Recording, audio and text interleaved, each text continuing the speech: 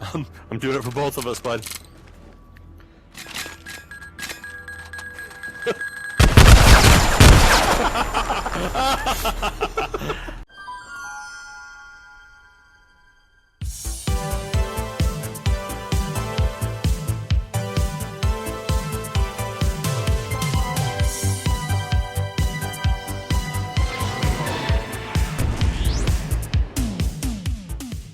Hey my fellow friendsets, it's Chris from Shuckhead Gaming, and here's my review for Zero Caliber Reloaded, developed and published by X-Real Games. Zero Caliber Reloaded releases May 13th, 2021 exclusively for the Quest and Quest 2 for an estimated price of $25. Zero Caliber Reloaded is an odd title as it is a port of a PC title still in early access, but actually comes to Quest as a more complete experience, claiming to have a completed campaign and improved combat and gun handling. Differentiating itself from other PvP-focused shooters on the Quest, Zero Caliber Reloaded is a solo and co-op experience, making it not only the only campaign-driven military VR shooter on Quest, but short of Medal of Honor, I think the only one in VR as a whole. Zero Caliber on PC is still one of the prettiest games I've ever played in VR, so I'm curious to see how this game fares on the Quest and Quest 2. As always guys, if you like this video, please hit that like button. It not only helps out my channel, but VR gaming as a whole. And if you'd like to see more VR content from me, please consider subscribing. And for video updates, you guys know the deal, hit that bell icon. And one more thing, I have another channel with Ryan from the VR Grid. It's called the Virtual Boys Podcast, and on it we take deep dives into the topics that matter the most to VR gamers. So please consider checking that out as well. Okay, let's talk graphics. I'm starting to see a trend emerging in military shooters on the Quest. Pavlok Shack, Contractors, and Onward, while all having their own strengths and weaknesses visually, all seem to fare much the same on the limiting hardware, meaning bland textures, substantial pop-in, and limited lighting effects are what's for dinner. And Zero Caliber is no different. In fact, it's actually the worst of the four. Surprising considering on the PC, Zero Caliber is actually the best looking out of the four. Now yes, this isn't PC VR, and we all realize this. And honestly, all four of these military shooters running on the Quest still blows me away. That being said, outside of some excellent gun models, Zero Caliber on the Quest can come off pretty rough at times, with an excessive use of bland textures, flat texture models, as well as some pretty aggressive pop-in. Foveated rendering can be seen being utilized here, but unfortunately the game still suffers from a few more jagged edges and shimmering than we're used to seeing on similar titles. On top of this, the game simply lacks anything regarding atmosphere or personality, as the sheer lack of really any lighting or particle effects makes the whole experience feel very sterile. This is certainly an issue on the other three titles I mentioned, but here it's even more pronounced as many of the game's levels also feel incredibly generic at times, almost feeling like basic level layouts from a game in alpha. And maybe not surprisingly, with the worst of these levels being the ones added into the Quest port to flesh out the unfinished campaign on the PC version. As such, Zero Caliber Reloaded can visually feel severely undercooked, made no better by a handful of visual glitches with character models, hit detection issues, and blood splatters that sometimes pixelate across the screen. Yeah, the game can be rough, but you know, regardless of everything I just said, many of these shortcomings are kind of par for the course of getting a game like this to run on the Quest.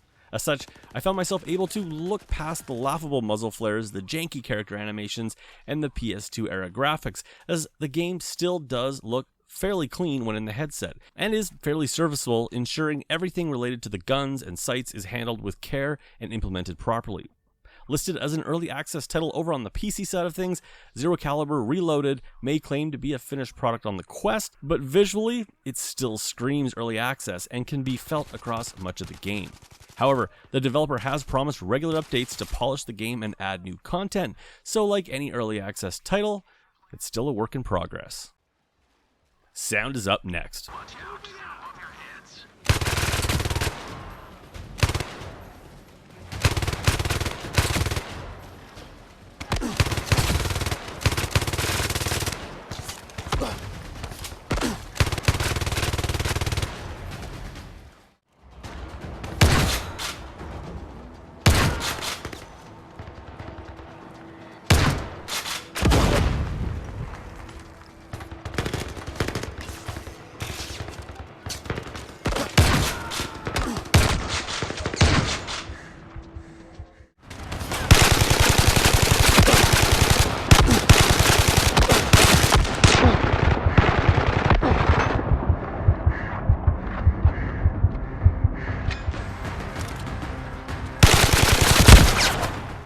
In military shooters that aim for simulation sound effects, music for me becomes a non-issue. For like a racing sim, I find myself often turning it off anyway in order to fully appreciate the nuances in the mix.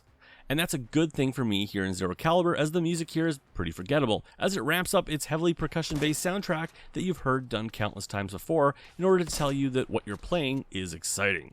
And I mean, I guess it's fine here in the mix, and it never made my ears bleed, but it's generic and it did little to raise my pulse during a firefight. For, like I always say, gun games are all about the guns, and if the guns don't sound great, then it often kills the game's fun factor dead in its tracks.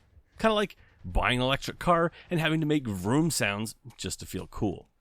Thankfully, the guns sound great here in Zero Caliber and certainly rank up there with the best sounding guns of the 4 military shooters currently on the Quest, coming off punchy and detailed in the sound mix, with the shotguns and sniper rifles really putting a smile on my face. Unfortunately, outside of the guns and some decent voice work over the radio to move you forward, the rest of the sound mix can be pretty average at best, offering some but not an incredible amount of spatial audio input of who is firing and from where. I always had enough to know what was happening around me, but neither was it overly thrilling. Enemies will yell in pain as they get shot, but other than that, they really don't have much else to say, making me miss my NPC buddies in Rainbow Six Vegas who would yell such poetry as, "Bitch got my money." All said and done, Zero Caliber Reloaded offers up a perfectly fine sound mix that checks the right boxes, but it will never be mistaken for a AAA shooter. But I didn't expect it to either. And that brings us to gameplay.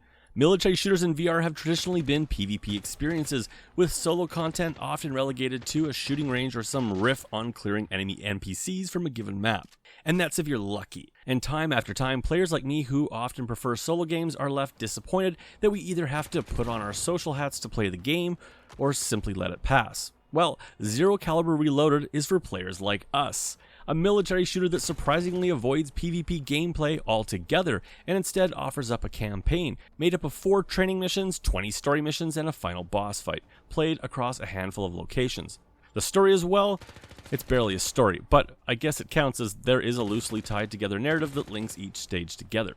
It's forgettable though, and I promise you won't give 2 shits about it after the first 5 minutes. Missions range from 15 to 25 minutes in length each and see you completing a small section of a complete mission. For example, one mission may have you advancing on a facility fighting your way inside, with the next mission asking you to clear said building and plant an explosive, with a third mission being your evac.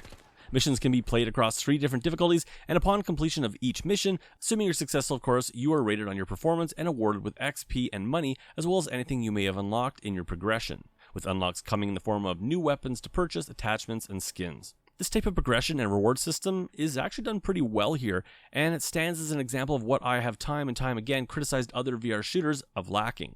Here in Zero Caliber Reloaded, I always felt like I was getting new stuff and aiming to save for better weapons, which are thankfully made difficult enough to purchase so as to incentivize repeat playthroughs of missions at higher difficulties, without feeling like too much of a grind though. Gunplay here is fun and feels very similar to, say, that of Contractors or Pavlov, avoiding much of Onward's more hardcore details and instead actually going to the far opposite of the spectrum with unlimited ammo and health that recovers over time. The former of which really does separate Zero Caliber Reloaded from other military shooters on the Quest, as it certainly focuses more on the arcade fun side of things, letting you spray and pray to your heart's delight. And honestly, it's the game's gunplay that holds everything together, as missions are often nothing more than get from point A to B affairs, level layout is less than inspiring, and the AI, which I really struggle to refer to as such, is amongst some of the dumbest I have ever had the pleasure of putting a bullet into. Firing at enemies from a distance and behind cover, things aren't so bad as NPCs duck, move, and fire back. However, run up on them, and you're lucky if they're even facing the right way.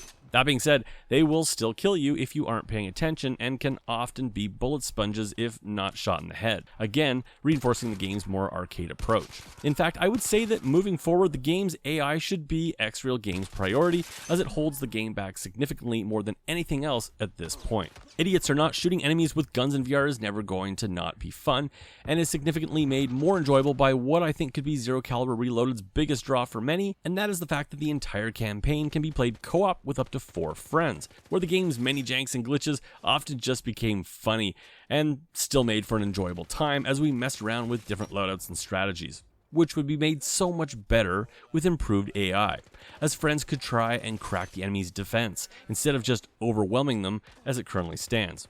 Regardless, it still makes for a fun, dumb shooter, and the gunplay, like I said, is the glue that holds this together, despite the game's shortcomings, as the gun and attachment selection offers up enough variety to keep you experimenting for a while, offering up the option to switch out a multitude of sights, stocks, barrel attachments, and mags, making for fun combinations as you unlock some of the game's more extreme weapon attachments. An area where the loadout options is lacking is on the gadget side of things, as you literally only have basic frag grenades at your disposal, and nothing else. Never mind Onward's RC vehicle or a flying drone, here in Zero Caliber Reloaded, you will be hoping just for flashbangs and smoke grenades, the latter of which I actually really don't want with the game's current lack of particle effects. Tracking of the motion controllers here in Zero Caliber Reloaded is okay, but I definitely noticed more occlusion here than on the other 3 military shooters, as I certainly found I couldn't pull in the sights too close for risk of slight tracking loss. Oddly, something I don't remember experiencing on the PC version. That being said, Zero Caliber Reloaded still allows for the use of gun stocks, and they felt right when holding mine in game and lined up properly. Zero Caliber can be played either seated or standing, and offers the option to crouch in game without physically doing so in real life. Opting to put this option on the right analog stick, flicking down to crouch and up to stand, an option that worked amazingly well and needs to become the VR standard in my opinion. And of course, for those who suffer from VR sickness, the game offers up a selection of comfort options to assist. And finally, that brings me to fun factor in my final review. Zero Caliber Reloaded certainly lacks in a few key areas, and to me still feels like an early access title. The visuals are less than impressive, the AI is borderline brain dead, and the game is rife with glitches and bugs. But despite all of this, I did have a lot of fun, and really enjoyed being able to play a military VR shooter that I didn't have to go online to play. With the 5 to 6 hour campaign and multiple difficulty levels, this is a far cry from the wave shooter options of other titles, and with a progression system that actually gave me reason to play the missions again. As you guys know, I hate numbered review scores, and instead rate games on a basis of buy it, burn it, or wait on it, along with a few details on who this might appeal to more. Look, you already know I think this game feels a little early access, and as such might lead me to recommend waiting for the game to get patched before jumping in. That being said, if you're a fan of the type of gunplay found in games like Onward, Pavlov, or Contractors, but are more interested in an offline experience, this really is your only option, and as such may make you want to pick this up now. And you know what? I probably would too.